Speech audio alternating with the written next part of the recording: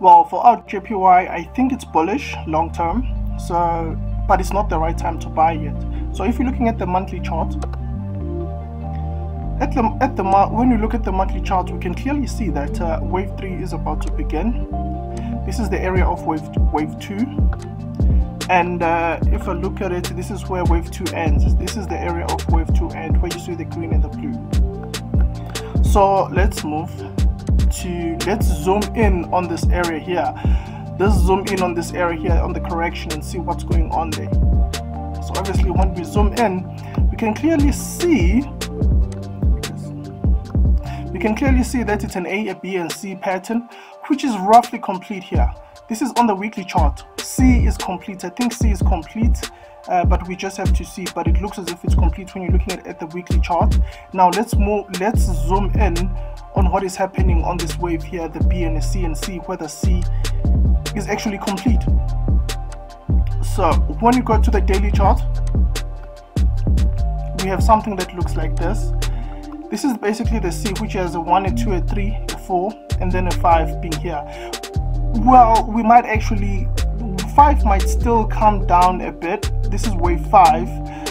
It might come down a bit and hitting wave 5 down there where wave 2 completes, and then after that we'll get a reversal. So it's not fully finished in terms of wave 2. It's not wave 2. I'm not actually comfortable with the completion of wave 2.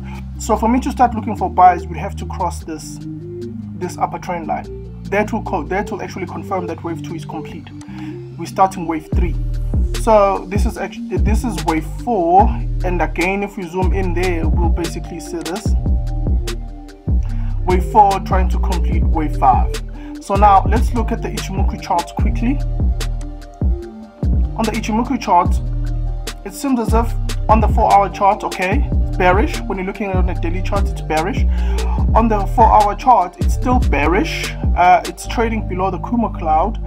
And on the 1-hour chart, it's just started becoming bullish. So 1 hour is bullish, and then the 15 minutes is also bullish, trading above the Kumo cloud, and then there's also a signal here. Let's move on to the next one. Okay, if we look at the daily chart on Audjpy, we failed to penetrate the daily resistance zone, which is basically a demand zone, and then now it's starting to go up again, and we see that there's actually a pin bar here, which might actually suggest that wave 2 is complete and we are about to start wave 3.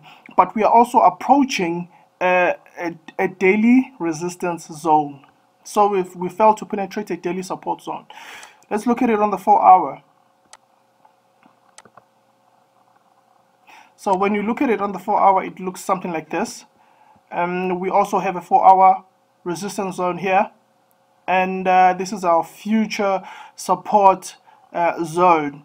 But yet again, it failed to break the daily support zone. So if the price actually trades above our daily resistance zone, we might actually say that wave 2 is complete, and then we can comfortably look for buys.